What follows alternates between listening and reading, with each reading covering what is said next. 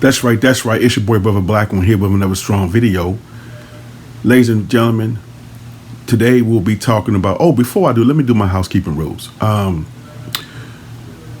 name's Brother Black One, aka the relationship guy. And what I do is I help people make sound decisions in terms of making a mate selection, and that's my primary goal. So, without further ado, I need you to do three things. I need you to like, rate, and subscribe, all in that order. And let me give you about 5 seconds. Go ahead and make that happen. All right.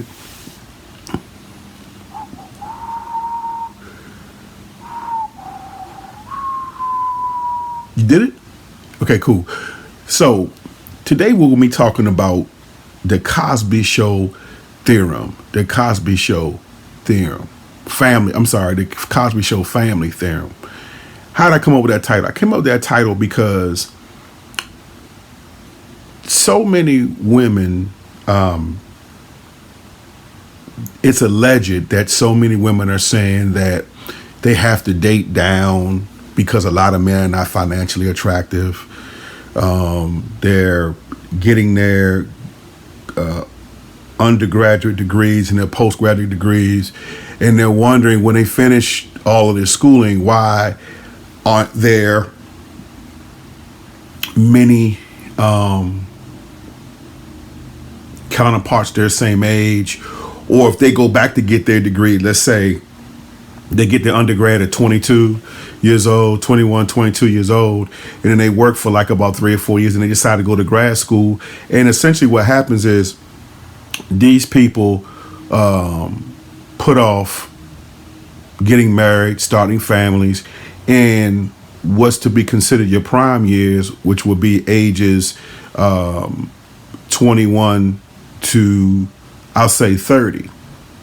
And so when they finish school and they have a couple of advancements in their career and they're making pretty good salaries, they're looking around. They say, okay, I got my undergrad out the way, I got my graduate degree out the way, I've been in my company for about 3 or 4 years, or I've been working for this agency for 3 or 4 years. Where are my equal counterparts for marriage? Okay, and they're waiting, and they're like, okay, I did what my mother and father said. I did get pregnant while I was in school. I had a little boyfriend, but I was focused, I determined, I got all my schooling done. So where's my pot of gold at the end of the rainbow? Okay, I'm gonna tell you where your pot of gold went at the end of the rainbow, ladies. Because this is primarily directed toward you. Most of the guys that when you went to school with and they finished, they got their degree, they went to work and all that kind of stuff. Most of those guys that you're looking for, they're already taken. You want to know why? They're taken because unlike you, and let me say this, there's nothing wrong with advancing in your career and putting your career first. I think that's one of the reasons why a lot of ladies have problems finding equal counterparts as it pertains to finding an equal counterpart and a mate. When those guys, the ones that were going to get married, and the women that saw them, they're all, when you got out of high school, when you got out of college and you started working and then you went back to school, these guys got married. Matter of fact, they got married at 25. So now you're 30 and you got all your schooling and you're wondering where these guys are at.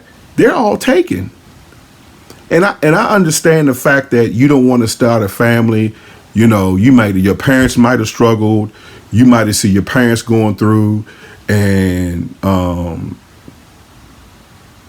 it just doesn't. You're like, I'm not going to do that, and I understand it, and that's to be commended. You wasn't running out here having all kind of children out of wedlock, and You wasn't doing all kind of crazy stuff, right? But this is something that you have to take into consideration when you're contemplating why you can't find anybody to marry, right? Or it seems like you can't find anybody to marry. It's because while you were, instead of, finishing school in your prime years, like I said, 21 to 30, 21 to actually 29, 21 to 29, you opted for the high route and you went and got your degrees and you advanced accordingly. So you have to understand something, and this is for my people coming behind me. Okay, listen to what I'm telling you. I understand you don't want to struggle and you want to be at a certain point in your life. You want to be making a certain salary, preferably the infamous 6-figure salary and all those things. And I want to have a home and have all this kind of stuff like that. Okay. Everything is a sacrifice. If you want something else, it's going to be a sacrifice somewhere else, right? Okay, so check this out. This is where the Cosby family theorem comes into play. Was back in, I think it's like I looked it up. I think it was like in 85, 86. That's when the Cosby's show was very popular. One of the most successful sitcoms in TV history. And what you'll find is that you'll find that the Cosby, Claire and Cliff Huxtable, which was played by Felicia Rashad and Bill Cosby, respectively, they represented a fictitious couple.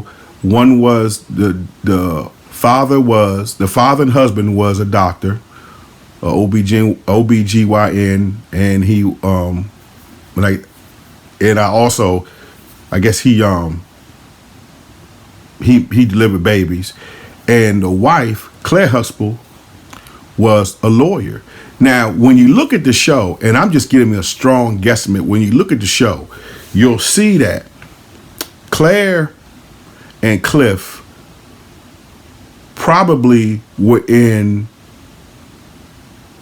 their mid-50s when we see them, or their late 40s, where, no, I'm going to take that back, because judging when the Cosby Show came on and you look at it, if you look at it, they probably were in their early to mid 40s when the Cosby Show started. So meaning that they started their kid, they probably got married in their 20s. Probably they got married right out of college and going into medical school and law school, respectively. So when you look at this, unlike people today, they opted to start their family early, right? Now, if you look at our forefathers and foremothers, our ancestors, they were getting married at 14, 15 years old, 13 years old. Now, I'm not, obviously, by today's standards, that's statutory rape. Okay, let's be honest, okay? So, but my point is that from henceforth, ladies and gentlemen, it's okay to start a family in your lean years, because see, this is the thing. It was preferred that you start your families early in life, right? It's preferred that you start your families early in life. So, at least out of college, right? So by the time you got your first job or you're going to get your master's, right? You were starting out, you're married, so you got, let's say both of y'all made 35,000. Let's say both of y'all first jobs, y'all made 30,000 out of college, right? Y'all first jobs, right? Okay. So that's $60,000 combined together. Well, that's enough to get a 3 bedroom apartment, and then you decide, okay, you know what? We gonna buckle up, we gonna zone in, and we gonna go to grad school because we want to advance. We see that, and this is back with a time where, to get into grad school, everybody had to take a GRE or the GMAT to get into school. So you say you're gonna get your master's degree. So both of y'all do this while you decide to be in grad school. You get pregnant, right? Man, why would you do that? Because whatever. See, this is what I'm trying to make. Get the child rearing out the way in your 20s, right? Because, okay, if you're 22, right, and you have your kids, right? Let's say you have 2. About time you 42 or 40, or let's say you're 22, by the time you're 44, your kids are 20. That means they're out of the house. And that means you done moved up and you've been in your career now for over 20 years. So in the lean years, and then when both of you, let's say you're both your husband and wife, got your masters together, a lot of you times you were in school together, and then you move up and you just say you change jobs a couple times. Now you're making 75, 80. About time your kids get 20, y'all making 6 figures. Individually. So now you've got, instead of 100,000 coming in a month, 10,000 coming, you got $20,000 a month coming in. And guess what? Your kids, and you're putting your kids through school, when you're in your 20s, you're still young. You ain't on no cane and bending over and trying to figure it out and who gonna take care of me and all this and that, because you're still fit. You going to the gym, you looking good, you made through the lean years. Y'all can look back and laugh about it at the time, but at the time it wasn't funny, but now it is, because you're on the other side of through and all of that. So my whole point to this video is, ladies and gentlemen, boys and girls, specifically the ladies, think about not holding off in your best years, thinking that, okay, I don't want to be struggling coming out of school. But watch this. Every job, you're not going to come right out of your job, out of school, and go into mid-level management. You're going to have to start somewhere anyway. You're going to have to work your way up the totem pole. So why not do that collectively, so that as you grow and your family grows, y'all grow together. And then when your kids reach the apex, the climax, when they're in their 21, 22, and they're walking across the stage in college, you still in your 40s. You still looking good. Stuff is still relatively tight. It ain't nothing sagging or hanging and all that, right? And then when you 50, right, or you 46, 48, and they finish going to get married, now you a grandma at 50 and you looking good, right? Now, how can you achieve this? You can achieve this by, in those lean years, not living beyond your means,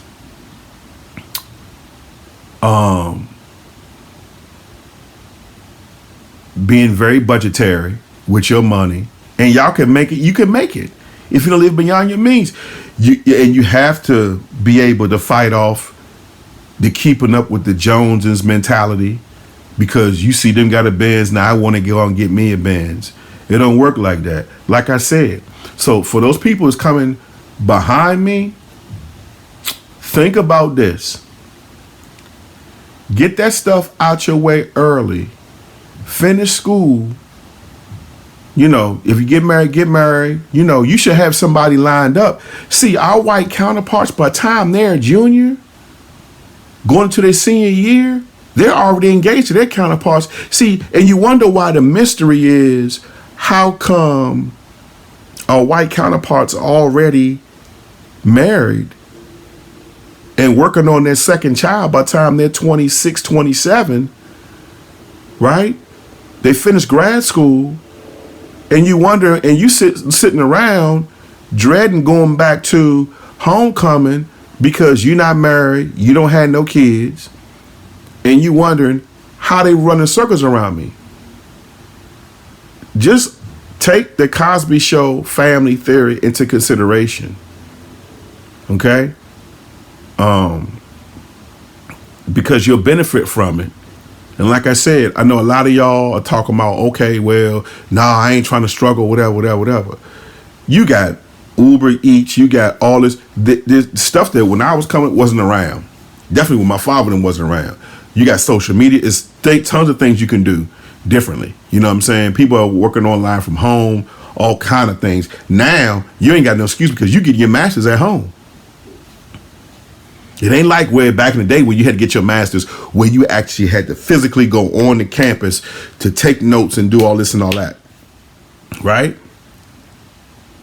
So take a page out of Claire and Cliff Huxtable's storybook, and the show still comes on TV Land. I think it's back on. I know when Bill Cosby got locked up, I don't know, but I think it's still back on the air. But you know, and if you don't see it on the air, there's definitely episodes on YouTube. I know without a shadow of a doubt, there's still episodes on YouTube. So let's take that in consideration next time, you know, you're feeling real buppy-ish and, no, man, I don't want to do that. And the girls, well, no, I don't want to do that. Just think about what I'm saying. Get the stuff out the way early so that you can be on cruise control. So when they're 21, 22 years old and they're third year of college, they're going to graduate. Now you can go buy the Benz. Now you can go buy the Range Rover. Now you can go buy that stuff. It's called delayed gratification. Ladies and gentlemen, boys and girls, sisters and brothers, okay? This brother Black One, he with another strong video. Until next time, family, peace.